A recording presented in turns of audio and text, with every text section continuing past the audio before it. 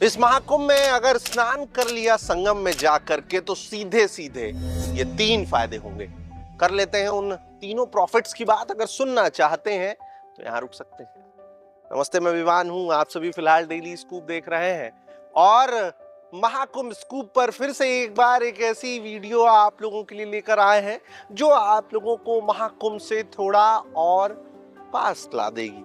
जी हाँ, सबसे पहली अगर बात करें तो वो ये कि तनाव से वहां स्नान करने से मुक्ति मिलेगी। जी हाँ, पहले फायदे की बात करें तो जिस तरीके से जीवन में बहुत भाग दौड़ है, सुबह सोकर उठने के बाद से लगातार इंसान मोबाइल फोन हाथ में लिए कुछ ना कुछ करता ही रहता है।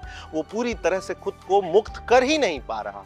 ऐसे में तनाव और तनाव के बाद फिर कई सारी बीमारियां, और डॉक्टर्स यही कहते हैं कि दवाई तो ले लीजिए भैया, लेकिन तनाव मुक्त रहेंगे तभी इस बीमारी से कुछ आराम मिल पाएगा। लेकिन जानकार ये बताते हैं कि महाकुंभ में जाकर के स्नान करने से मन पूरी तरह से साफ होता है और शरीर तनाव मुक्त हो जाएगा। तो ऐसे में ये जो पहला फायदा है, ये आप लोगों को साफ समझ आ गया होगा कि किसी संजीवनी से कम नहीं है।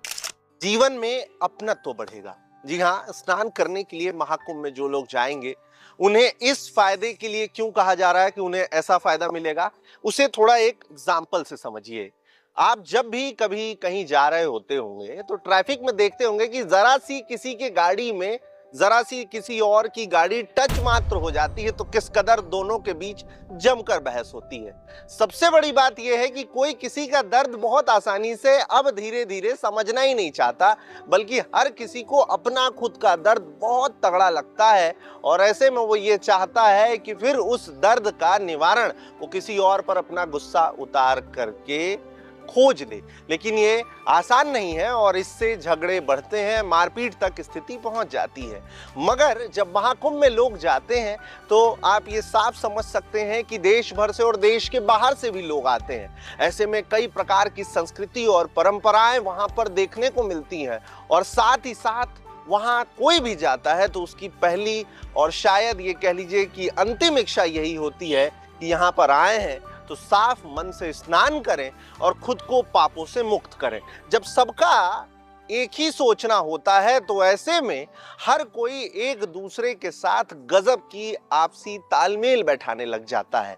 एक दूसरे की सांस्कृतिक परंपराएं और तमाम सारी चीजों का आदान प्रदान होता है और ऐसे में जो भाईचारा बढ़ता है ना, वो जीवन में अपनत्व लेकर आता है। तो दूसरा जो फायदा है वो आप लोग समझ गए होंगे। महाकुंभ में संगम के नहाने से 2 व्यक्तिगत फायदे मैंने आप लोगों को बता दिए। तीसरा जो फायदा है वो सामाजिक फायदा है। क्या आप जानते हैं कि जब इस तरीके के आयोजनों में आप लोग इतनी बड़ी संख्या में पहुंचते हैं तो वहां पर कईयों को आर्थिक रूप से मजबूती मिलती है।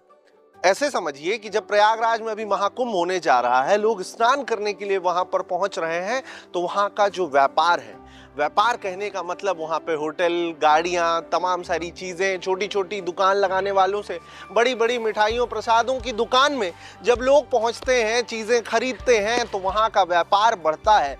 और ऐसे में जहां एक तरफ आप खुद को पापों से मुक्त करने के लिए संगम नहाने पहुंचे होते हैं, तो वहीं दूसरी ओर आप अपने सहारे दूसरों को भी मजबूत कर रहे होते हैं आर्थिक रूप से। तो तीसरा लाभ जो है वो एक बहुत बड़ा सामाजिक लाभ है, यानी कि आपके माध्यम से समाज में भी गजब की मजबूती इस स्नान से आएगी। तो मुझे लगता है कि कुछ मिनट्स भले ही मैंने ले लिए, लेकिन साफ आप लोग समझ गए होंगे कि किसी शॉवर में जाकर के नहाने से ज्यादा फायदेमंद, और वो भी तब जब कई वर्षों बाद कोई इस तरीके का गजब का मेला लग रहा हो, तो वहां नहाना कितना जरूरी है और कितना आप लोगों के लिए फायदेमंद हो सकता है। फिलहाल भोपाल में हूं, हर रोज महाकुंभ स्कूप आप लोगों के लिए एक से एक वीडियोस लेकर आ रहा है। प्रयास पूरा है कि प्रयागराज नगरी में पहुंच करके वहां की एक से एक तस्वीरें आप लोगों तक पहुंचाएं, लेकिन उसके लिए मदद की जरूरत है। मदद सिर्फ इतनी कि वीडियो देखी हो, काम की लगी हो तो खुद तक मत रखिए, सबसे पहले तुरंत लाइक करिए। चैनल को अब तक सब्सक्राइब नहीं किया तो कर लीजिए और तुरंत आगे बढ़ा दीजिए, दूसरों को भी हमसे जुड़ने का मौका दीजिए। फिलहाल भोपाल से आप सबका विवान, और हमेशा की तरह कैमरे के उस पार मेरे सहयोगी भारी भरकम कैमरा लिए खूब मेहनत करते हैं ऐसे अंकित के साथ।